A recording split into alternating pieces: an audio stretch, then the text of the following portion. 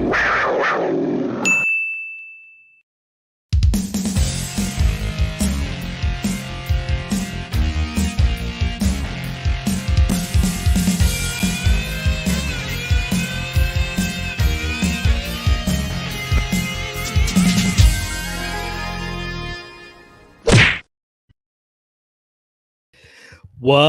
going on, people? What up? What up? What up? How y'all doing? Doing okay. I'm excited to do this podcast. Guys, we're going to be doing 2 podcasts in one day. You get 2 for 1. I'll be posting the link to the other podcast we'll be doing later on. Of course, why are we doing 2? It's because a movie's coming out that's near and dear to one of our hearts. Oh, yes. The Scream franchise. And guys, to talk about this movie now, listen, I know usually you got Bobo and I over here double teaming y'all with some movie knowledge and some facts. But why just run a train when you can have a menage a trois? So we've invited a special guest from the other side of the pond to join us today. Give it up, people, for our good friend and the person who usually keeps our comment sections bumping as Maniac. Hey, Well, yes. Hey, how are you doing? Doing I'm looking okay, forward to man. this. As he is from a non-disclosed location, he may be running a hit job right now, maybe trying to take out some world leaders. So he had to hide his background. Forgive him. And you've been on the channel before, though, so that's good. People might know you now, but right now you been about literally a do year. look like a hitman. Yeah, it's been about a year since I've been on it. God dang, that's so like because I talk to you every day, so I just don't feel like that. You know, it's been that long, but it has been that long. Facts, and like I said, as Maniac is, he makes our comment section look good. You know, people would jump on our videos and think there's no comments if it wasn't for Maniac over there. This is true. Yeah, so we owe him a lot. So I'm glad to have you on finally, man. On the podcast we call "Who's the Master." You didn't hit the effects. That's okay though. The effects aren't on there. No. Oh, that's not on there. Nope. Oh man, okay, I got to fix that. Something's up with that then. Yo, it's okay, man. Bobo had some major computer issues. As Maniac came to his rescue, as a matter of fact. So, you did, and that's probably why it's not working. So, God. Yeah. Yeah, so we're here to talk about Scream, though, guys. That's the main thing, the Scream franchise. This is something we're a little more in my wheelhouse, more than Anshul's. Not that Anshul doesn't enjoy these things and hadn't seen some of them, but for me, it's a little bit more like crack. I've seen them all thousands of times, even the ones that I don't like a ton. Yeah. Well, listen, thanks to a channel called Spoiler and Chill, I believe. Shout out to that channel. I watched a recap on Screams 1 through 5, and so I'm an expert now. Let's do this. I know everything there is to know about Scream thanks to that 10-minute video. So, and honestly, I had watched the first 3, but it's been so long. There are parts of it I forgot. 4 and 5 are the only ones I'm missing. And judging from what Bobo has said, maybe as Maniac, maybe you feel a different type of way. I wasn't exactly missing a lot by missing those 2. I've watched them in reverse. So I've watched 4, and then I watched 5, and then I watched 3 today. And to be honest, I can't remember the second one to give it enough of a rating. But the first one I've seen many, many times. Yeah, I think it's easy to say that the first one was, it brought horror back to life for people that thought horror was a joke at this point. After the 80s were just a run-of-the-mill group of slashers. Whereas, look, as Maniac and we like this kind of stuff. We talk about it all the time. We watch all kind of crazy smut things that we just rewatch for weird reasons because of nostalgia and all that. But I do think that Scream, the first movie, was kind of responsible for bringing horror back to the mainstream and being taken seriously. I'd agree with that. Even though it was halfway a joke, the movie, I agree with you. And that's a lot of people say that. I want to look back, and we have to do a deep dive and look at some other horror movies that were coming out before Scream. Yeah, do that. I think you guys are probably right, because if I remember correctly, the majority of the horror films had at that point been derivatives of sequels of horror movie franchises from the 80s, the Nightmare on Elm Street Part 25, the Friday the 13th, Jason's Back Again, Under Your Bed, whatever. Yeah. Halloween, Michael Comes Again, it's all that stuff. So it got ridiculous for a little while. In the early 90s, it did. Definitely. Yeah, and towards the late 80s, let's face it, as much as you and I enjoy watching Jason Takes Manhattan. It's ridiculous. It's not good. It's not good. We love that when song. the song is better than the movie. Yeah, there's an opening track to that song, which, by the way, just while we're talking about Scream and we're talking about Jason Takes Manhattan, people have been going crazy with the Scream posters for this, like Scream 6. And I just have to show you some of these, but one of the best ones, dude, look what somebody did with this right here. Let's see. That's great. Wow. So that's the nice. that's the Jason Takes Manhattan poster, but they've redone it with Scream. And even at the bottom, it doesn't say Scream 6, it says Scream Part 6. Ghostface Takes Manhattan, so that's pretty sweet. That's amazing. But guys, do you want to hear some horror movies from 1995, the year before Scream came out? Yeah, sure. Okay, we got Species. Congo. Species, like Tasha Henstridge, right? Yeah, Henstridge. Yeah, she's awesome in that. She gets all naked and everything. She's great. Yeah, that was the highlight of the movie for most of us. Demon Knight, Village of the Damned, love that. Lord of Illusions, Embrace. All those are good. Vampire. I don't know that one. Halloween, The Curse of Michael Myers. I love that one, even though it's like ridiculous and off the wall. There's something about it that works for me. Am I allowed to swear? That one was shit. Yeah, Halloween 6 is shit. It's shit. You didn't even finish watching it. Yeah. Okay, there's a bunch of them, but I'm just gonna hit some of the highlights here. With Sam. Tales of the Hood, Leprechaun 3, The Return of the Texas Both of Chainsaw Massacre. Dracula, wait, what was that third one? What was that third one you said? Whoa. Texas Chainsaw Massacre or The Next Generation. That is an amazing film. Okay, epitome of a crap, wacky movie, but it's so much fun to watch because of Matthew McConaughey and Renee Zellweger when they were super young and just going for it, dude. Yeah, all right, and then here's the highlights outside of Species. Okay, we have Darkman 2. Bad, terrible. We have The Mangler. Never heard of it. Remember it. And Vampire in Brooklyn, which is easily the best one on that list. Never seen it. No, that's a Wes Craven movie. Is it? Really? Yes. I just know Eddie Murphy's in it. Yeah, that's a Wes Craven Eddie Murphy movie. Him and I think Angela Bassett, I think, was in it. Was she? Oh yeah, she was. Yeah, but that's a Wes Craven flick. He also did People Under the Stairs. He did some wacky ones in the 90s, man. Shocker. Yeah. I like that one. Yeah, that was fun, but it's wacky. Yeah. But look, check out these other posters real quick. I'm going to go through them. But people have been going crazy. Some of them are actually by the studio and some aren't.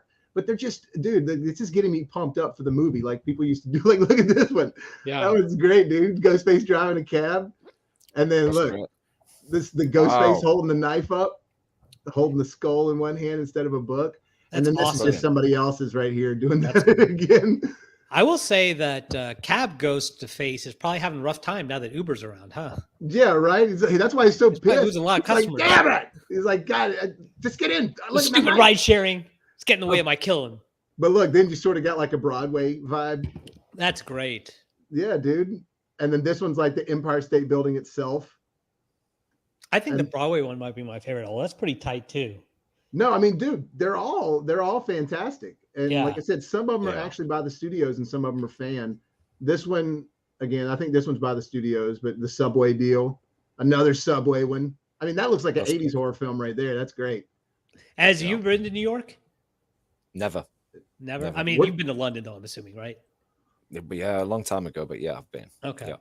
We're trying to get him to come to the States at some point and come stay with me for a little while. And that's sort of like a pipe dream, not a pipe dream, but sort of like one day dream. Yeah. You know what I mean? Yeah. I would say go to New York, but then London's better. So maybe just go to London. Really? Yeah. I mean, New York's great. Listen, my favorite city in America is Chicago, but that's only a summertime city. And summertime in Chicago is only about 3 months. But look, for somebody who's never been to America, I think knowing someone in the DFW area is a good advantage considering the amount of things you can do in the spread out geography of DFW and go outside of DFW and go fishing and things like that. Now, granted, it's still Texas.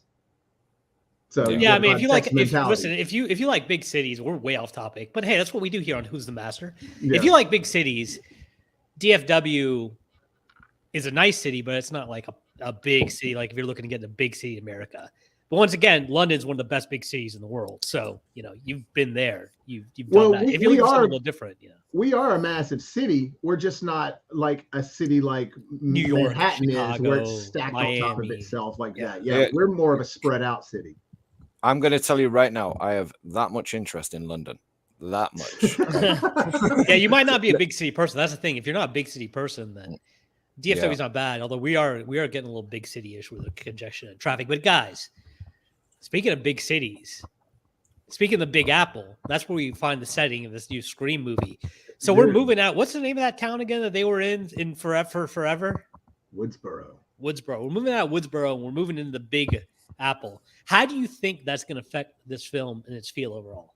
Oh, I think first off, it's got me just happy that they're not taking place in Woodsboro again. It's like, how many times do we need to take place in Woodsboro or a city that's like, adjacent to Woodsboro? Yeah, but here's the deal. How is that random member who becomes a killer going to find them if they're not in Woodsboro? Well, that's what we're going to have to see. Because here's the deal. Gail lives in New York. Yeah. And that's already been talked about because she's like a TV star. She has her show in New York. They talk about that in part 5. So she lives in New York. I think that there is going to be some sort of a attachment to her because of that's how they're going to find the rest of them. And maybe they're visiting her or maybe there's some trip. I'm not sure exactly how they're going to get pulled into it. But Gail, I mean, it's clear that she's the only OG one in this one. Do you guys think Gail lives? Does she live? She's going to be a legacy character, surely. Like, they're going to keep one of them. Well, they called them the legacy cast. Like, the directors even called them the legacy cast because there's the new cast and the legacy cast. I hope that they kill her so they can have a reason for Nev to be back in the next one and be all pissed. Yeah, they already did that with Dewey, though. Yeah, but Dewey should have been the one to die in part 4. Or in part 5. And excuse me, let me back up. Gail should have been the one to die in part 5, not Dewey. That way, Dewey could have just been super mad. Badass. And be badass because he was already at his wit's end in part 5. He was an alcoholic. He lost Gail. He couldn't have her. He missed her, but he was still in love with her. He was living in the trailer. He was like a super degenerate. And she loved him. You could tell that she loved him and she missed him. And dude, so if she would have died and he would have been like, to me, that would have been better, but they didn't go that way. What if you just kept having Dewey survive the stabbings and losing feeling in a different body part each time? Dude, I'd take that. That'd be like at this point, he's just got the straw in the wheelchair. Yeah. He did talk about getting stabbed like 19 times or something like that. And look, the way he gets killed in part 2, or you think he gets killed in part 2, is just like, oh man, it's so it's a beautiful death scene, if I can say that. And then to me, the way they do it in part 5 is stupid. Like, it was way better in part 2. I was believable in part 2. Yeah, did we see a body? Did we see him get buried in part 5? We did not, but she basically gutted him. I mean, she cut him that front and back, and started pulling up with the knives. I mean, yeah, that's true. I guess you could survive, but I mean, they have to get him to the hospital stat. He was probably not survive. I don't know. Listen, much to my parents' chagrin, as they're Indians, I'm not a doctor. But I'm going to take a wild guess and say that you cannot survive getting your guts pulled out like that. Yeah, I don't think you can. Plus, nobody mentions him for the rest of the film, so they're all crying. So yeah. So based on y'all's memories, and I know as you just saw 5, 4, and 3, and you know 1 back and forth, and you can't remember 2 really to make the call. Yeah. Based on the ones that you can really remember, do you have an order, a ranking? Yeah, I would say 1, 4, 5, 2, and 3. 2. So 3 is your least favorite one for sure, and you can't even remember 2. Yeah. Well, yeah, I didn't like the tone of it. I watched it today. It's fresh in my mind. I didn't like it. I tried, but it just wasn't for me. Yeah. Well, considering I've only seen the first 3, it's pretty obviously 1, 2, and 3 in that order, and there's a big drop off from 1 to 2. With that being said, I mean, I don't think they going back and revisiting 2. There was still some meat left on the bone in 2. Now they've kind of they've exhausted the whole trope on the horror movie genre to where now they're lampooning themselves, and that started in 2 a little, right, with the whole.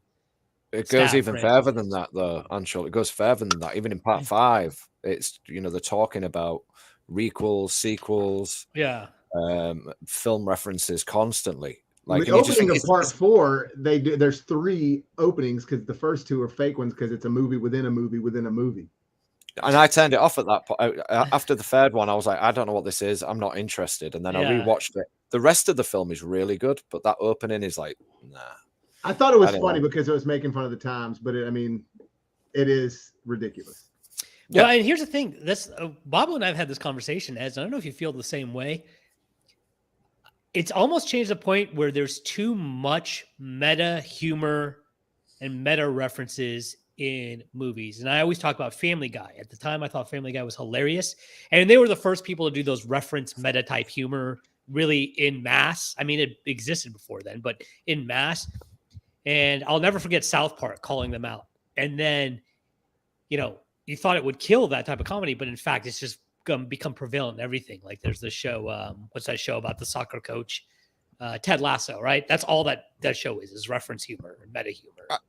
Sometimes it works. Like is it Civil War when Spider-Man is talking about do what they did in Empire Strikes Back? Oh, yeah. That works. But when they're talking about stuff and it's like they're giving a nod to the camera and it's a horror film, don't do that. Like you don't need to do that. Coming to America did it and said, "Oh, what's this about remakes?" And it just when it's not a good film, it doesn't translate well.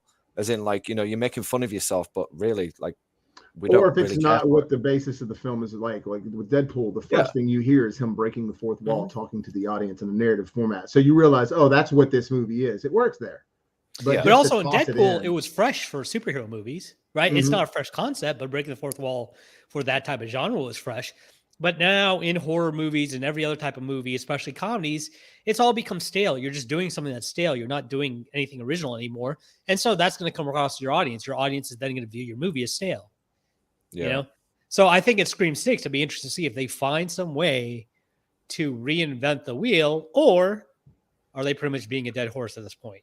So this is what I mean, look, one could argue that they were already beating that the horses died a long time ago. Yeah, they're literally just like trying to revive the horse and its passage by doing voodoo chants and stuff. The only way for me to make this an interesting movie is to almost make it nothing to do with the other films. The only thing it has to do with it is it has the characters. But don't do this whole it was a long lost relative. Oh, Stu's alive. I don't want to see that because it's just. If he's alive, then who would have been keeping him alive? Who kept this secret? The cops showed up with this body there. You know what I mean? Yeah. Don't give me that bullshit. Give me something to where it's literally somebody basically killing people and just decides, oh, you know what? I think it'd be cool to use that mask that somebody used for these other real killings, and then don't even show you the killer at the end. Leave it as a cliffhanger. That's what I think they should do. I have a thought on this, but I want you to go first because my point might take a little while. So anything you want to add on to that? I agree. Like we was talking about potential scripts for a sequel. Say if we didn't know anything about this one, where would we take it? And I think that Bobby's right. It needs to be less linked to Woodsboro because it's too coincidental. It's come on, man, this many times, in the same area. I'm not saying it doesn't work, but the formula is going to wear out. So they have to change. But then history has proven that when you change things, like Jason Takes Manhattan, doesn't work. So I don't know. Can you do it and completely change the formula? Okay, so back in the day, we were talking about before the cameras went on about our favorite action stars. And I remember back in the day, you could watch an action movie and your hero could be a Wing Chun master. And you accepted the fact that this tiny Wing Chun master could beat everybody's ass. Then UFC came around, right? And we figured out what real cage fighting looks like. And now it's a lot harder to accept those movies unless you got a super charismatic star, a good script, and some good stunt people. And even then, look at Keanu Reeves. His John Wick is all the rage in the action movies, and it's more of an MMA style with guns, etc., incorporated. And the reason I bring that up is now we've got the Scream movies, and in the past, it was always like, hey, our killer has to have some weird motivation, right? Now that we've seen enough Netflix documentaries on serial killers, we know that half the time these people are just crazy. There's no real motivation. They're talking to some demons or they just got to fascinate with blood or whatever. So I would like to see them take that direction in this franchise. Just be like, listen, I'm a killer because I want to kill people, and I thought the mask was cool. I'm not related to you. I'm not somebody you knew in the past. I'm not somebody your mom had sex with. That's what I was saying. Yeah, that's exactly what I was saying. Yeah, it's an acceptable reality. Yeah, don't you think it's an acceptable reality? If somebody did do that and that mask became world famous, that someone would try and copycat it and replicate it. Yeah, like if that was real. Yeah, exactly. And it doesn't have to be some super intense motivation behind it. It's just, hey, I'm crazy, you know?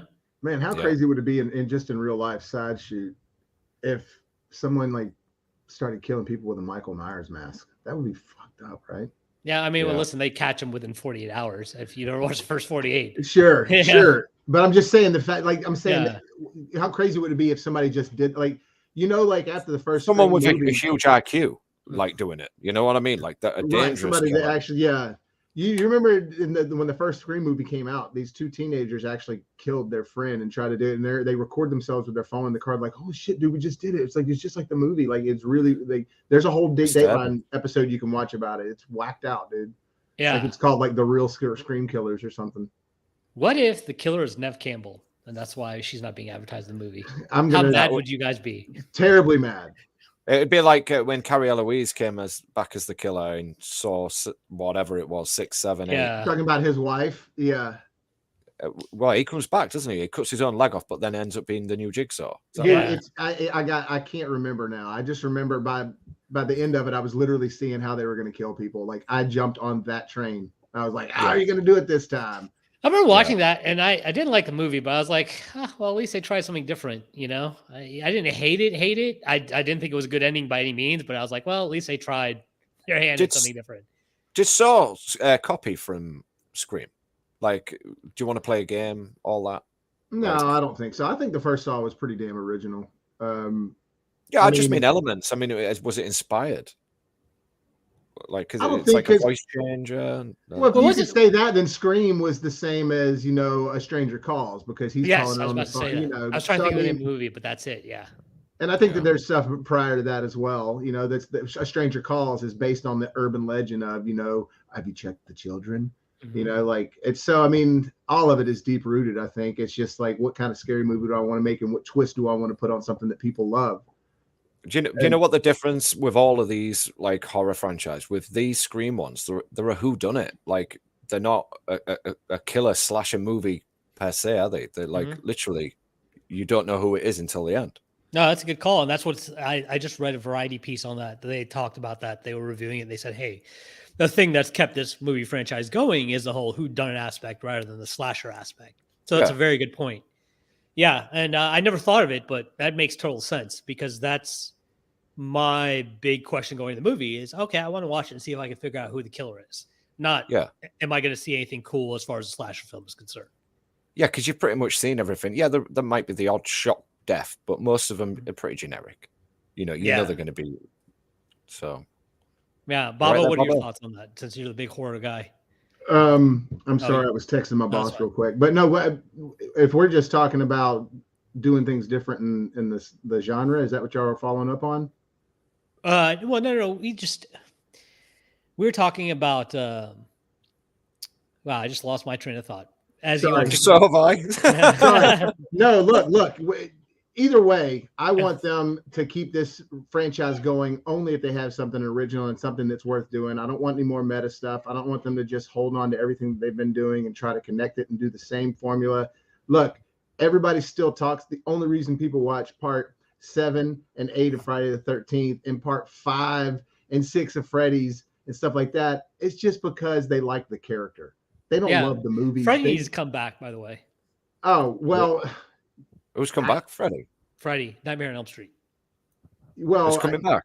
No, he's saying he needs to. He needs to come back, yeah. Yeah, I want him to. Yeah. It's long overdue. But you know what I'm saying, though? It's like those movies weren't worth making then, and the only reason they're worth watching now is because we love the character and we just want to see that character in something else. It's just like, oh, it's a part of the collection. But I'm not going to sit here and be like, oh, you guys got to watch Nightmare on Elm Street 5. You have to, because it's just not that movie. Nobody's ever said that. And I remember what we were saying. By the way, kids, this is high quality podcasting going on right now. We're forgetting points. But Az brought up a great point that was also a subject of something that Variety said in their review. is the draw isn't Ghostface, right? Because Ghostface isn't, I mean, it's not the same person. So obviously he's not going to be on that level of Jason or Freddy. It's not the kills. What keeps people coming back is it's a whodunit. And can you guess who the killer is, right? Which is why I think that it would be amazing to still not know who did it at the end, but still have your theories that still might add up in the next one. Mm-hmm. You know, let you feel the way you felt at the end of Infinity War and being like, well, what do you mean Black Panther and Spider-Man are dead? What?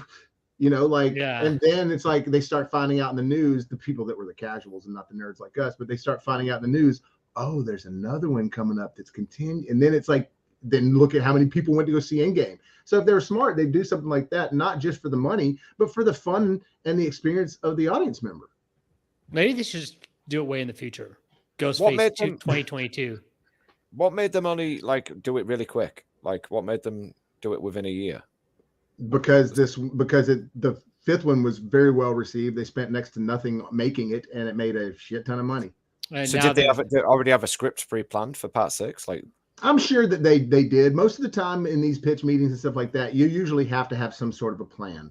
Like even in the first Halloween, what done by David Gordon Green, the 2018 Halloween, like even when that movie came out, when they were asked, so do you guys have plans for a sequel? And they're like, we have some stuff in order. It's just a matter if it's going to get greenlit or not. And then of course that Halloween was very successful, and then immediately they went into pre-production for 2 sequels. Yeah. And how lucky are they, by the way, that by the time they're launching this movie, one of the stars of the movie has turned into, or she is turning into, a megastar in January. Yes, right? By the second, it's getting bigger and bigger for her. Like she's hosting Saturday Night Live this weekend. Jenna Ortega. She was a star of Wednesday Addams.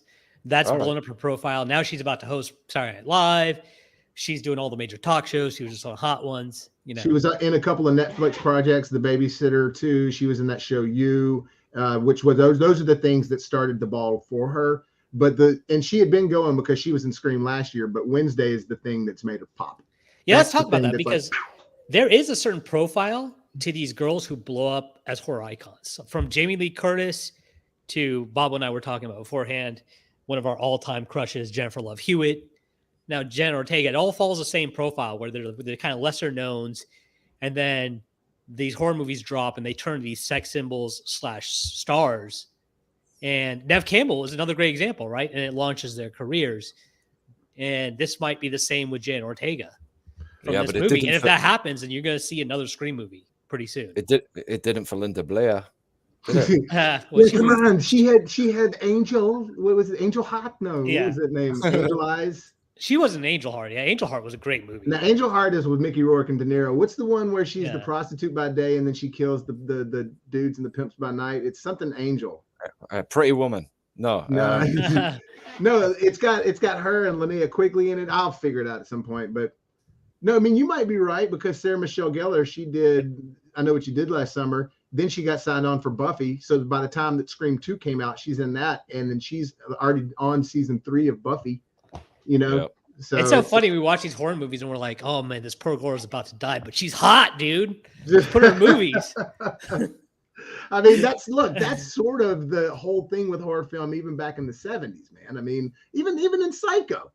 Yeah. You know what I mean? Janet Leigh, for the time, she was the lady, you know, and so they have her as your opening, you know, Drew Barrymore. At the time, she was the hot stuff for what was going on. Nobody knew who anybody else was except for Courtney Cox because she was in Friends, and even then it was kind of Nev Campbell was in Party of Five along with Jennifer Love Hewitt. She was, but that I mean, obviously that's a different level from being Scream famous, right? And a different demographic too. Like you only got a certain style of people that were watching those shows. But you're right, that is what started them with other. They were kind of like the '90s Brat Pack in a weird way because you had them like Scott Wolf and all of them, you know, unofficial, But I'd love to see the new I Know What You Did Last Summer with her and Freddie Prinze, which is supposed to be in the works. So I'm excited about that.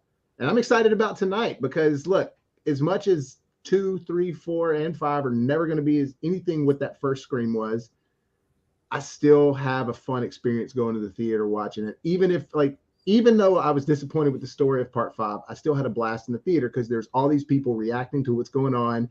You hear people going on. I'm whispering to Andrew, I bet you it's so, you know, and that's a fun ride. You know, so that's partially why I go to the movies. I've never experienced it like that at the cinema. like wondering who it was and stuff. But yeah, if you watch it with somebody, you're going to be guessing. I was messaging you when I was watching it saying, I reckon it's this guy. Or I reckon it's that see, guy. and it garners that activity, that interaction with it. And so like I said, is it outside go of the first one though? The first one, I think it took me by surprise. I don't think I expected Billy to be the killer. It's hard Nobody to think back did. along.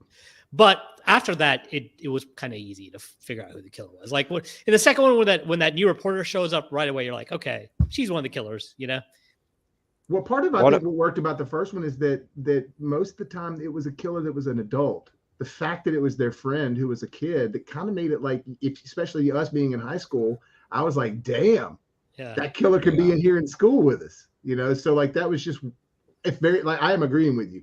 Caught me by surprise, and it was very effective, and it hadn't really been done on that level. Can I ask about Skeet Ulrich? Like, what happened with him in part 5? Was that like just him, or was it CGI, or what? Like, what was that? That was him. Yeah, he came. What, he's not aged at all? No, I mean, I'm sure they did some de-age and stuff, but however, I have the behind the scenes on the Blu-ray, and it shows him being interviewed like on set, but like off the camera, and he's like in costume and everything, and he still looks good. I mean, he's got some wrinkles and stuff, and I think they took those out. It's like 23 years or something. It was like, wow. Yeah. He looks way better than Matthew Lillard does. And the girl that plays his daughter does kind of resemble him a little bit, the younger him, I don't know if it's the eyes or where it is. But I think it's the eyes and the eyebrows. Yeah. Melissa Barrera, which is, man, she's a beautiful lady. Yeah, listen, they know what they're doing when they cast these girls in these horror movies. Of course they do. What did you haven't seen part 5, right, Anshul? You just kind of know about what goes on in it? Yeah, I just kind of know what goes on. So, what did you think about not only having Randy's sister in it again?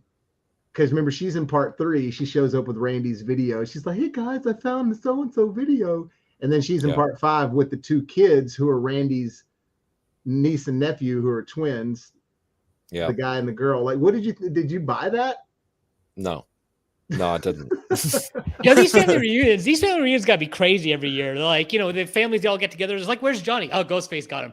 Ghostface got another one? Damn. Yeah, man. And that's what I'm saying. People Why are just can't you go to somebody else's family and kill them, man? And because in part 5, they're trying to recreate the original movie, which, by the way, part 5, all it did, don't you agree with me on this one, as Maniac, that it just did the same thing that part 4 was doing? Yes, I liked part 5. I told you I give it a 6, and I don't know what it was. I think it was because it was filmed well. Yeah, it was filmed well, and I liked the continuity. The deputy was in it, and she was talking about, what was it, lemon cakes or whatever it is that she makes, lemon squares, and I really enjoyed all that scene. The lemon squares are in part 4. Yeah, but I liked the way everybody was still on board to come back. Like, I felt like I was invested in that world. Like, for a little while, I thought, this is actually all right. I've always avoided Scream. So, yeah. What about Ghostface in the daytime, though? Killing her in the daytime. That was terrible. A bit brave. Right in front of her house, like in the front yard, in the neighborhood. Yeah. And then, it's crazy. And then the way nobody sees it, it's just like, fuck. Like, that's scary. To me, they could have done better with that one. So, All right, so here's a thought, and they will never do this, and I don't think they should ever do this, but it's a possibility if we're talking about reinventing the franchise. What do you think about them eventually trying to go a different type of way with a new villain that's not Ghostface? Like maybe Ghostface dies in this movie, and they try to bring it forward with a different type of big bad, different villain. The only way I think that you could do that is you still have the mask in the movie in some form or fashion, meaning that like someone has the mask, someone like is hiding and holding onto the mask in a box or a safe or something, and they're the one doing it or something. So like later on, it comes like you see, like it has to be a part of the movie somewhere. They don't necessarily have to be wearing it, but it has to be in there. If not, I feel like it'd be too disconnected. Anshul, are you basically saying like the way it was Jason's mother in the first one, but then Jason's the killer in every others, and like you can evolve this franchise into something else? And then just do a different design. Like have Ghostface at the end be killed by another villain who maybe gets away. Right? That's got a completely different look and design. It's still got the elements of Ghostface, but something different. But the problem is it's based on the image The Scream by Van Gogh, isn't it? But it is, and then Ghostface is the most marketable part of the franchise. So Sure. just from a pure business perspective, that's sheer lunacy, right? Maybe he could use a different weapon. Which is But then why you I could mean, always- have it in the movie still. But you could still always walk it back in the next movie and have Ghostface come back with a vengeance and kill the new big bad if it doesn't stick, right? Especially if you make it a cliffhanger, Yeah. you know, because then you have things that add up. It's kind of like when you watch Kill Bill 1 and 2, they are so different of films while being the same story.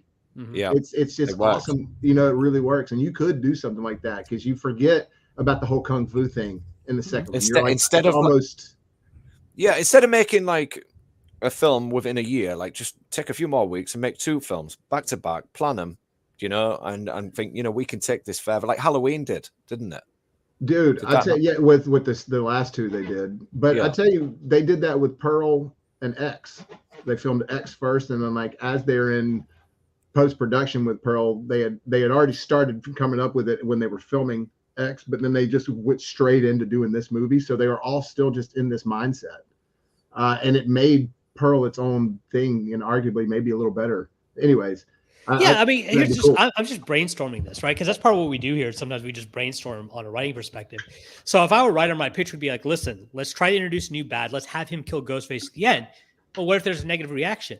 Well, if there's a negative reaction, then I can just take that and spin that off and turn the next movie into Ghostface coming back versus this new villain and see if I can make some more money. At the end of the day, if this movie doesn't do well, it's time is ticking for the franchise, and this might. I get what you're saying. And so let's just milk it for everything we can. Yeah, take a chance. Yeah. Well, look, time isn't ticking for the franchise in the sense that, like, I think if this one doesn't do well, they'll still go forward with it because the last one did. First off, this one's going to do well.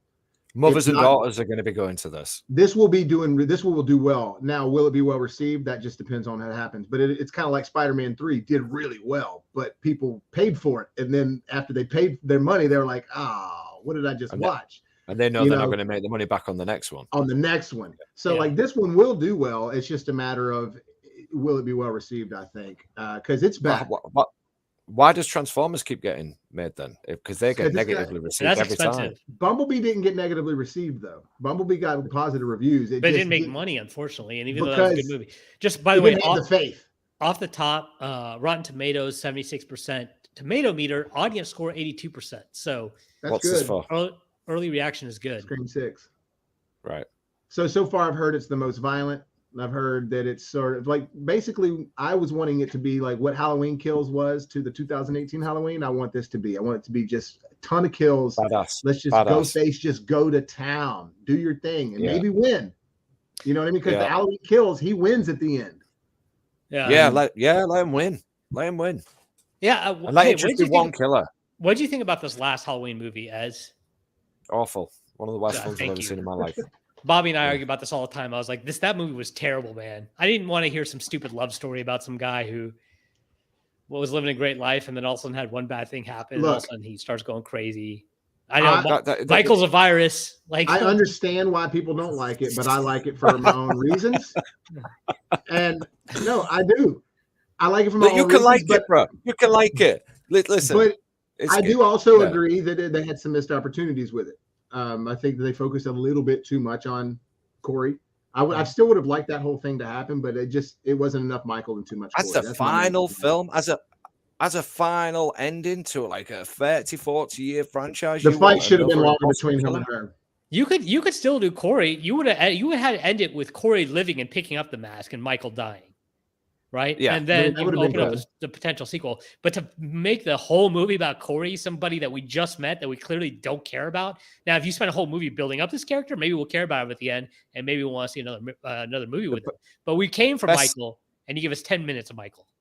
The best scene in that entire film, Halloween Ends, was when the kid falls off the banister and dies. Like that absolutely, that absolutely blew me away. Like I was like, this is scary. Come on, you didn't like it when he cooked up a good story and dropped him in the meat grinder? No, I was like, yes, it's finally going to fucking end. Well, anyways, you can check out my review on that if you want to check it out on the channel. I think it's a good movie.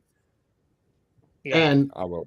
Look, this one, I think that they're going to do Matt Bettinelli open and Tyler Gillier are going to do, those are the two directors of this. I think they're going to do 3 of these. I'm pretty sure because that's sort of the thing these days. Now, will they do something awesome with this one and do something terrible with the next one? I kind of have a feeling that they will. Do you think this is going to make a ton of money? I think it's going to do well. Do we see box office tracking? Let's see. Let's see if I can look that up, fellas. I don't know. This is my birthday month, by the way, guys. My birthday's coming up in a few days, and so I'm celebrating the whole month. And this is part of the celebration. Scream! Yeah, happy 50th, man. Happy 50th. Yeah, thank you. No, yeah, it feels good to be taking Jared all. I've definitely I wake up 6 or 7 times a night to pee. Yo, we're in that demographic, Blue Chew. If you want to sponsor this podcast, yeah. You're paying my brother a lot of money to sponsor the podcast. He's still young and virile. I've got a salon pass on right now on the C vertebrae, just because that's been bugging me lately. Scream. Here we go. Screams. This is according to BoxOfficePro.com. And this is talking about projections for Scream 6. Scream 6 has continued to track well thanks to a combination of goodwill coming in from last year's requel. I already hate that term, by the way. Me too. I do. And it's having earned $81.6 million domestically. Another round of healthy reviews, currently 80% from 55 critics on Rotten Tomatoes, should help bring back faithful fans, while the presence of Wednesday star Jenna Ortega and a considerable social media presence are helping to bolster appeal among young women. A strong premium footprint, including 3D, is in play as well. I didn't know they were doing this movie in 3D. Yeah, and in fact, tickets. I think you actually did get 3D tickets, because I think that you may have gotten digital tickets. I think that's what it was at North Park. But I'm going to hell 3D because it's right. You are? Yeah. Gotcha. 3D still a thing? Please don't make it a 3D film. 3Ds come back again, but it all depends on the movie. And I don't think that this was a film where they're going for 3D gimmicks. I think that they're just like, the way for me that I enjoy 3D is just to sort of have like the submersive feel. I don't want them to be shoving stuff in my eyeballs. Yeah, the camera. Listen, the Avatar movies are the only time I've enjoyed 3D. That's what I'm saying, because it's a submersive. Like, you kind of feel like you're in it. They don't go gimmicks. They just, like I said, there was a time when they were going up to Partridge's old quarters, and I literally started doing this because I thought there were bugs in front of my face, and I realized it's like, oh shit, it's in the movie. Yeah, where there's raindrops falling, I'm almost covering my cup. Right. It's from the movie. Yeah, so that's cool. Yeah. Now, will they do a knife at the screen in this one, like how they have the Scream slash? Yeah. I wonder if they'll do that. Dude, That's worth the extra money. I remember going to the Disneyland and seeing the old Michael Jackson 3D movie. Captain EO. Captain Nemo. Yeah. EO, not Nemo. Emo. Yeah. EO. Eno. No, Eno. EO. No, I'm gonna look this up. Why would you? Are you doubting me? Yes, I am doubting you on that one, because are you a big Michael Jackson fan, Ez? There's nothing I don't know about Michael Jackson. Listen, I'm right there with you. Screw all these haters. This is one of the greatest musicians alive. Yes, you're right. It's Captain EO. God dang it. But yeah, like I remember watching that as a kid, and like it had the same effect, and so that effect has been around for a while. If that's as far as 3D has come for the rest of the movie, just let James Cameron do it. Y'all just stay doing IMAX. Yeah, I agree. Or if you're going to see some sort of like Pixar-driven film, because you can really manipulate stuff in 3D there, because it's all animated. Yeah, that's true. That's true. So overall, I'm really excited to see this. I don't think that we have to like completely go on and on and on about this. No, I do want to hear you guys' early predictions. We haven't watched the movie, so it's probably impossible to make a prediction. Well, before we do that though, because I forgot, I did want to do this. I wanted to talk about the set of killers in all of the films. Okay. Yeah. So, we should do a killer family tree to find out how they're all related. Okay, that's good. So here we go. We got Stu and Billy in the first one. Yeah, and so they're related because Billy's dad was having relations with Dev Campbell's mom, right? So yes, and that because of that, his mom abandoned the family, because he's like, because you're a slut mother, my mother left us, So yes. I like that as a motive. I like that because people are fucked up, and teenagers aren't rational, So like that, especially American good teenagers. Motive. Yeah. Mm-hmm. So now, Billy the relation to them right here is on the left here, Debbie Salt, alias. That's Mrs. Loomis. That's Billy Loomis's mom. Mm-hmm. Now Mickey on the right here is just they call him the freaky Tarantino film student. He's literally just somebody they found that was an obsessive fan. His whole motive is I'm going to do it and blame it on the movies. And he's just a crazy and dude. listen, Bobo, if you like blow up that movie, that picture of Miss Salt, you'll see a very interesting detail in the background. Way in the back, you can barely see it. It's a shark that's jumping because this is when the entire franchise jumped the shark with this stupid reveal. Dude, stupid ass reveal. I won't watch that one because of her. And I told my buddy, and he's probably hating me. He might even be watching this right now. I told him that it's like, look, when she comes out of there, if you would have gotten a mom that I would have believed that was really tormented and gone, but this lady, all I can see one is Roseanne's cousin, but then she has the pistol and she comes out of the doorway and she's all like, and it looks like she's like a film noir crime thing. She's like, see, it was me all along. And the way it's shot is just so silly. Yeah. Like she's trying to reenact True Lies. With that reveal. Like, as I agree with you, the motivation, like, yeah, if you really dissect the motivation of the first one, it's kind of stupid. But for movie purposes, it's a good motivation. That lasted one movie. And then they all got stupid on us. Oh, and the fact that he's like, Billy's mother. I mean, it's just like, come on, dude. I would have been better if Homeboy had jumped out and said, I'm the second killer because we got to have a second killer. Well, it was kind of like that.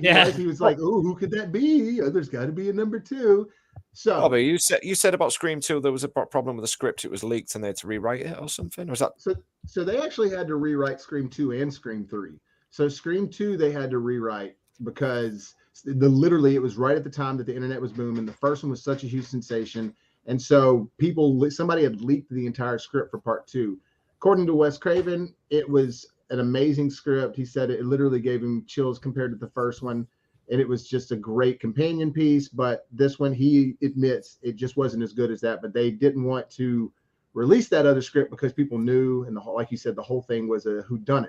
The third one, I have the original ending here if you want to hear it real quick. Let's hear it.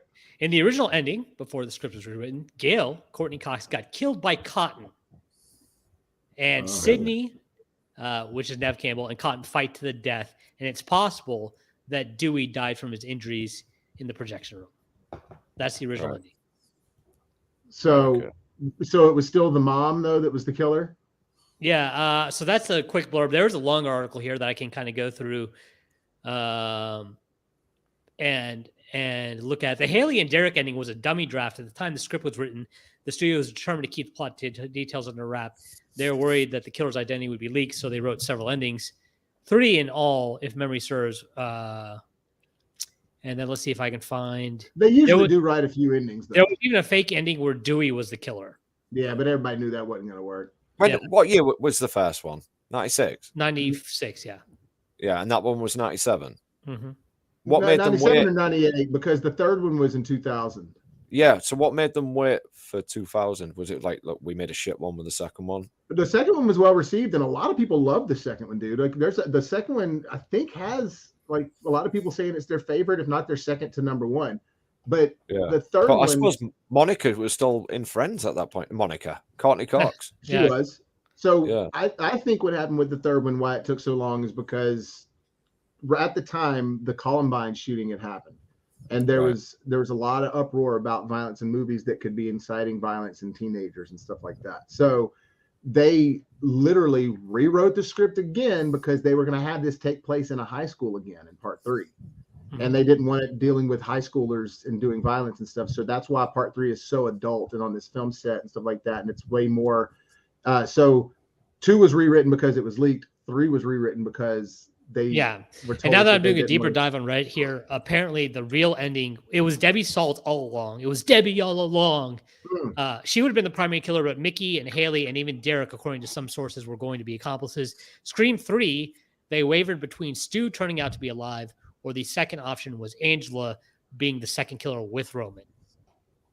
Who was Angela? Who's that? I don't remember. Yeah, I don't know of an Angela. But what were you going to say, Ismaniac? What I was going to say, that guy survived, the detective in part 3, didn't he? Because he could be a potential. Yeah, he could be a potential. Remember that script I was telling you about last night? Yeah. Like he's injured for some reason, and he's the mastermind behind the next one. That's who I would have to keep it linked. But I do want But something at that fresh. point, you're kind of turning into like Saw, and it's like, oh, okay. It's like really everybody's going to just become a killer at some point, and it just seems like the whole point It's of someone stupid. being, yeah, it's like everybody's a superhero now, nobody's special, everybody's a killer, so I'm not afraid. Yeah, but we still go and see Jason. We still watch these Jason films. He gets resurrected by lightning. Yeah, but it's just him. You know, it's not a who. True. Yeah. But that it's is true. the other popular theory for this is that there's more than 2 killers. That's a cult of killers, right? Except for part 3. Part 3, it's only one killer. And just Roman. And I swear I just had that downloaded here, but maybe not. But yeah, it was her long lost brother that was the killer in part 3. But then in part 4, we have her cousin, who's the killer, and then her boyfriend over here, Rory Culkin. At this point, if you're the cops, you just arrest everybody from her family. Right. You're all under arrest. Okay. You're going to be killers. You would assume that she is related to these killings. You would think she's the mastermind behind it all. Like, you cannot have this much like tragedy, surely. Yeah. You'd have to start doing some stuff. Maybe she's got Tyler Durden. Maybe she's a female Tyler Durden this whole time. Right. There's I wouldn't mind seeing some sort of duality, some sort of split personality thing. That would be kind of cool. These people would get so pissed off at that ending. Again, that does turn it into an elevated horror rather than just a good old slasher. Yeah. Now, in part 5, we have these killers, who Jack is Melissa Barrera's boyfriend, who Melissa Barrera is the illegitimate child of Billy Loomis, who we didn't find out any of that until this movie, which is totally a part 5 thing to do. Mm-hmm. Yeah. Now, what I really love is this girl right here, though. One of my things I do love about part 5 is that she gets burnt up and has a little Freddy Krueger face for a little while, just like a little homage to Wes Craven. But she got burnt up in Once Upon a Time in Hollywood. So it's the same girl. Yes. So that's awesome that she gets totally lit up in 2 movies like that. Fucking typecast. It's awesome for us, but it sucks for her that now every movie she's gonna do, it's gonna be like, we need a burn victim. Dude, if she does it in another movie, then that's got to be some sort of record, right? Yeah, that'll be. I would assume she's already got the record. She's breaking her own records at this point. She's like Michael Jordan of the face burns in Hollywood. She was a whole new level of crazy. I didn't mind that. I mean, how did you feel about seeing Jack Quaid in that as the killer? I liked him in that, and I didn't mind them being the killers. I just didn't like the motive behind it. That's what bothered me. Yeah. Yeah, the motive was it's the same as the other ones. Oh, you want to remake the Scream movie in real life? Oh. Yeah. However, I would love that to be their reaction this time. It's like, oh, guys, look, here's another idiot. Oh, remake the Scream movies. Like, I'm not even scared of you at this point, dumbass. Yeah. You know how this is gonna end. You're gonna die. Jack Quaid, he plays like he's just literally someone she finds on the internet, right? Who's like up for killing people. If the recap is correct, he's doing videos on how they should have written the Stab franchise. So he's basically us. He's a fan. Yeah. Yeah, he's us. But we might as well be the killers in the next Scream movie, guys. You know, this is what I'm saying though. Like, they've already done what Anshul was saying. Maybe they could go in this direction. They've tried it a little bit already with Richie as the killer, as in just he's not linked to it at all. Just some guy who was found on the internet. What if the person behind it is the person that's creating these Stab movies? And that's been done in free. That's been done in free though, hasn't it? Like, Roman was the director, wasn't he? Yeah, he was the one that was directing the new Stab. Yeah, Roman. Oh, that's right. Okay. But I thought you were saying Robert Rodriguez because he directs the first movie in the movies. He directs Stab. Yeah, I mean, the producer. That's like the only reason I'm doing these murders is for, like, you could realize that, hey, listen, the only reason the murders happened in the first place is because I wanted to promote a horror movie, so I set one up and then I tied the movie to that, and I just keep doing it. So what if Lance Henriksen in part 3 never died and he was the other killer, and he comes? You could have him. Still doing a lot of people from part 3. You could have. I didn't like part 3. Hayden Panettiere from part 4, who we thought died, she's back as an FBI agent in this one. As an FBI agent, great. Yeah, no, seriously. I mean, that's what happens. It happens all the time, man. You get stabbed, and then the FBI recruits you. It's just that's how we do it in America, guys. Anshul, right? This has been done, right? So basically, what's happening there is they've done what they did with Nancy in part 1 of A Nightmare on Elm Street, and now she comes back as a doctor in part 3. Oh, dude, they're totally Wessing it up. Yeah. They're evolving it. I think I like the idea of it being some sort of corporate mover / producer, as long as he gets away with it. He has to be above the law. Yeah, that's what I'm saying. Like, win in this one. I want the killer to win in this. Like the guy in the end of Saw, not Jigsaw, the other guy who takes over from him. Remember at the end of Saw 5? Yeah, it's the other the Latin guy. Yeah, big guy, and like you just see him, like he kills that guy at the end of part 5, and it's like, you know, he could be taking over. He wins. And for some reason that kind of worked for me in a weird way, but it's also because he lost his mind after he being involved so much. He sort of lost his mind, and but again, that guy had been in the movies a lot. We had seen him in prior films, so like you can't just introduce a new person and then take it over for it to really mean something. Yeah, it was clever what they did. Yeah, it was clever. I don't want to see them. I'm tired of. Don't make my killer sympathetic. Let's just make him a killer. Yes, be afraid of him, hate him, and he needs to win. Yeah. I mean, listen, especially if you're gonna make me try to feel sympathetic for somebody that you're gonna give me their sympathy card in the last 5 seconds of the movie or 5 minutes of the movie when they get revealed as a killer. You didn't build it up at all. You just expect me to care over 2 minutes of exposition dump after their review to be killer. If they proper serious this up, right, and they made it a school teacher that was killing young kids, a bit like Freddy, but they're a school teacher, and they're ghost facing young kids, would that work, or did they have to generically kill teenagers to sell these movies? Well, yeah. Once again, we go back to the sex appeal is a big part of it, right? The sex appeal with these girls has been a hallmark of movies. We like to act like we're more woke and progressive, but we're not. We're still a bunch of heathens at the end of the day. We want hot chicks in our horror movies, and you're not going to get that with little kids, obviously. Well, just some things are what they are. Yeah, sorry.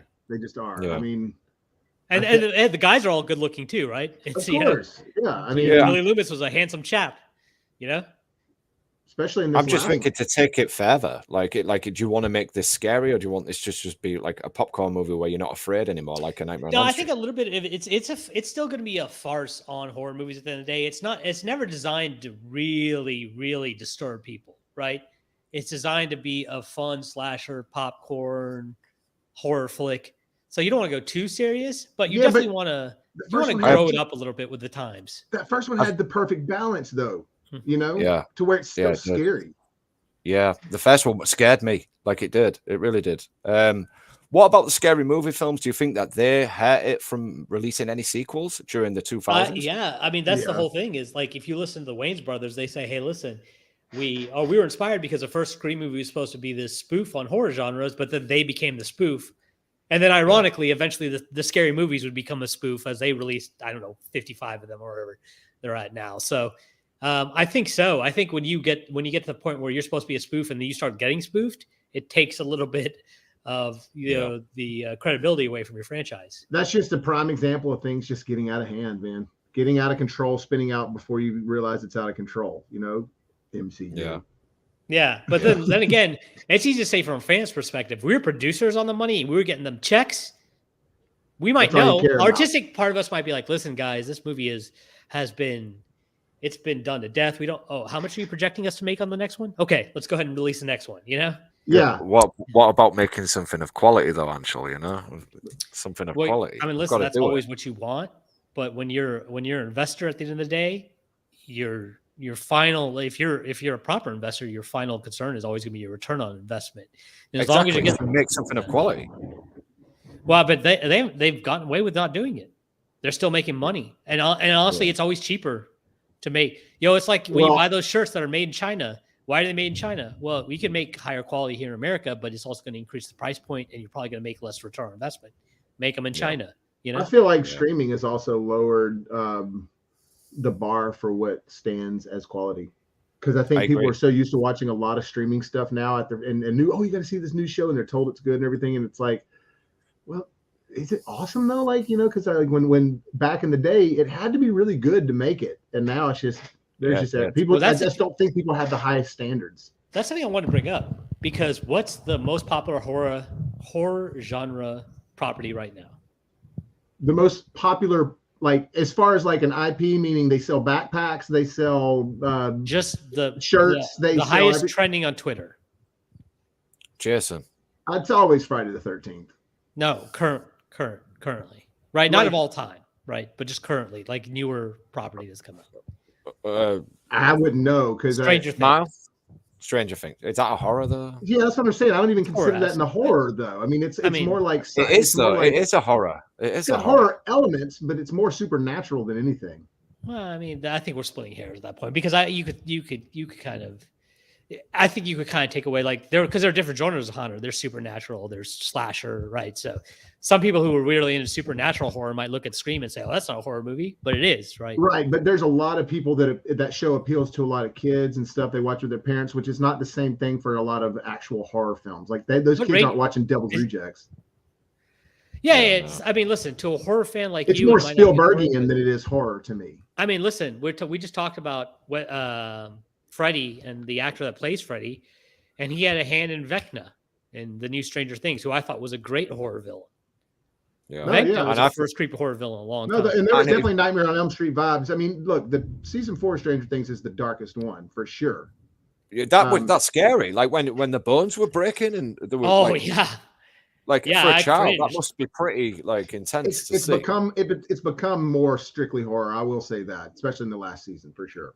Yeah, so that's what my point was. Like, at what point, if you want to make quality, do you look as a producer and say, "Listen, what we're doing right now is old. So if we really want to keep this going, we need to have a conversation about do we need to evolve." Now, that doesn't necessarily mean you do it because you might just say, "Listen, it doesn't make sense. We have way more to lose than we have to gain. Let's just ride this out until we can." But it definitely needs to be a conversation point at some point. Anshul, like the pitch me. Yeah, the pitch meeting for Jason X, where it's in space, like Friday the 13th in space, like that got made. Like, there's potential for anything. Yeah, and again, there's an old documentary you can watch on that, and basically in there, they're like, when we first started this, it's like our script was way more alien than Star Trek, and for some reason, it just ended up because of producers and all this. Once it hit the filming and everything, it ended up being more this Deep Space Nine TV feel rather than the Ridley Scott alien vibe we were trying to go with. And so sometimes it just doesn't work the way you want it to. Yeah, there's always rewrites, right? Right. It's very rare that a script writer writes a script that does not get rewritten. Yeah, like a lot. Yeah. Unless you're literally Quentin Tarantino. Yeah. Where people just listen to you. You have to have that control. But I mean, look, I do think that they need to do something different with this franchise. They need to stop making it the family thing and stop making it. And so them taking it outside of Woodsboro is a good thing. Now, if it's a long lost uncle in New York, I'm gonna be pissed. Kill Gail. I don't know if maybe not till the end of the movie, but kill her off because to cut the link. Here's my prediction: it's gonna be somebody that shared a hotel with Billy's father, where they had a threesome with Nev Campbell's mother, and then he got jealous because she didn't go out with him. She just stayed. I was your sister's father's cousin's former roommate. Remember that in Spaceballs? Yeah, Spaceballs, of course. I think it's going to be someone that is going to be completely new. Like, I don't think it's going to be anyone that we know. I hope so, because people in the theater are going to be pissed. If it's somebody that's a relation, you're going to hear me say, "Are you freaking kidding me?" Although probably not freaking, you know? How can it not be ridiculous if it's another related person? Yeah. You know, how can it not be ridiculous? Yeah. At some point, the entire family tree needs to be going FBI watch. If it's another, if it's another. Can you make this into this, like, you killed Kenny sort of thing, where it's like it just keeps going and going and going, like where people are like, okay, yeah, it's another relation, we'll accept that, or do you think it will die out? That's a good question. Here's why that's interesting to me as what you just posed, because as much as we're bitching about it, it has a strong fan following, and sometimes fans get very possessive, and they're like, no, we need it to be XYZ. If it's not XYZ, it's not my Scream. Right. This is what I see with like Jason Takes Manhattan and stuff like that. Well, they are targeting, the difference between that and Jason Takes Manhattan is that Part 8 came out 9 years after the original Friday the 13th. So they were making one every year, kind of like they did with the Saw movies. That's not the case with Scream. These are the first 2 movies that have been this close. Other than that, they've been all relatively. The first 2 were like 2 years apart, and then after that, 4 was a long time. Then 5 was a long time. I guess what I'm saying is that they're bound to try to shoot for a new audience because they've jumped over decades of generations. You know what I'm saying? But I mean, but what you said though, with 4 and 5 being so far apart, yet still being so similar and still managing to make good money, maybe they think they don't have to. At the end That's of the what day, I'm saying. That's what I'm saying. That this new fan base, this young crowd, isn't tired of this formula yet. Is what I'm saying.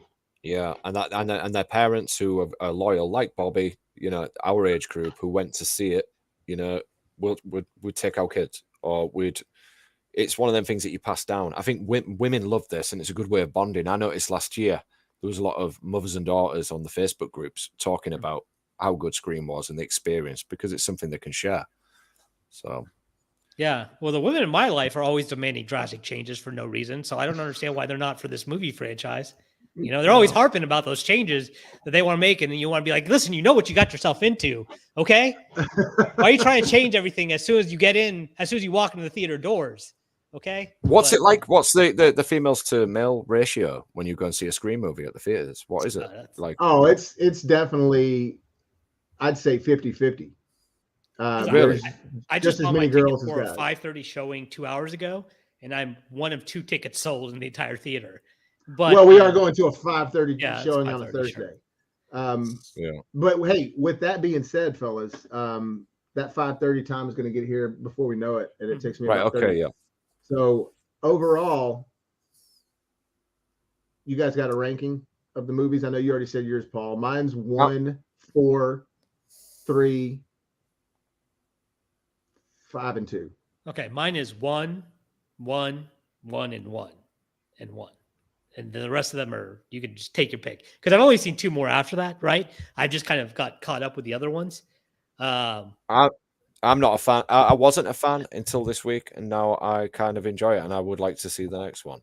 Like, it's made me gripped a little bit seeing them like this. So yeah, that's awesome, dude. I didn't expect to hear that. That's really 2 years ago I said to you I hated Scream. Yeah, so, yeah. This is awesome, man. I knew you always liked the first one. Yeah, but everybody likes the first one, right? The first one's great. It's just a great film. Any quick predictions on the killer? I mean, I know it's ridiculous since we haven't even met the characters yet, but I'm predicting an unknown and new direction. I'm predicting not family. So I'm literally predicting an unknown in the sense there's no possible way we could know who this person is because it's going to be an unknown person. Yeah, they'll stick to the whodunit, won't they? Yeah, they will be a whodunit, but I mean, I'm hoping it's not somebody we know. It will be somebody we meet in Act 1, though, right? Oh, definitely. It has to be somebody you meet somehow or another. I think it would be great if it's not somebody you don't meet, right? What better way to subvert somebody's expectations than have it come out of left field and be like, Agatha Christie, one of the classic horror writers of all time. The 10 Little Indians. I don't know if you guys ever read that. No. I know about it. I remember it from when I was young, but I can't remember it. You know what I mean? Yeah, actually, 10 Little Indians, we do meet the character. There's one of our horror films though, or horror books I remember where it's like we didn't even meet the character until it was the end, and you're like, oh, I guess that works. It kind of made me mad at the time because I loved figuring out who the killer was, and it was no real way to figure out who the killer was. It definitely means something more, and you have more of an aha moment if you see that person earlier in the film somehow. But it's getting so easy to figure out these killers that I think at some point you'd maybe just say, hey, let's let them figure it out and see if that works. Yeah, I hope they try hard. I didn't figure out the killer in part 5 at all. So really? For me, like there was a handful of people, and I'm thinking, well, it can't be them. It can't be them. So the red herrings did work for me. Yeah. Well, good. Yeah, I don't think that I've ever really figured out any of the killers, to be honest. Really? I mean, in the movies. Now, once again, I've only seen 2 and 3. 2 and 3, to me, they were transparent from the jump. I just didn't know the mother was going to be an issue. I kind of thought that Mickey could be maybe, but I didn't know they were going to go with this mother thing in part 2. Well, and in 3, I didn't know there was a brother. In part 2, I didn't know she was the mother until the end, but I immediately suspected the new newswoman from the top, Oh, gotcha. And then we find out that she's a mother. So that's, I guess technically I did get a little twisted, but how are you going to call that? You can't call that. It's going to be Billy's mother. And if they do a good job, they make it to where it is something you don't see coming, but it does need to have that aha moment. Yeah. All right. Well, as I know, we got a time difference, so you're probably not going to be able to join us tonight and see the movie tonight, huh? On the post show. No, I'm jealous. Yeah. Well, maybe we can have you on again some other time. I really like this dynamic of the 3 of us. So hopefully we can revisit again with another movie. Maybe when Kevin Smith releases his new shitty ass movie, we can all talk about it beforehand. Did you see Kevin Smith? He's in Scream 3. Yeah. He's in Scream 3. Yeah, that's why I hate that movie. That's why that's last on any list that I put it in. And he's like, yo, it says Connie Chung. Yo, say hi to Maury for me. He's so bad. He's so bad in everything he's in. All right. Well, we're gonna go see this though. I really do need to get Enjoy, out of here, guys. doing this thing, man. So thank you, Ezzy. I appreciate it, Bob. And then You're welcome. hey, you guys remember, I'll let you take it from here, Anshul. Yo, it's the way we always end it. Ez, do you know what happens if life gives you lemons? Yeah. You're going to have some hot, fresh popcorns. Oh, yeah. We out. Peace.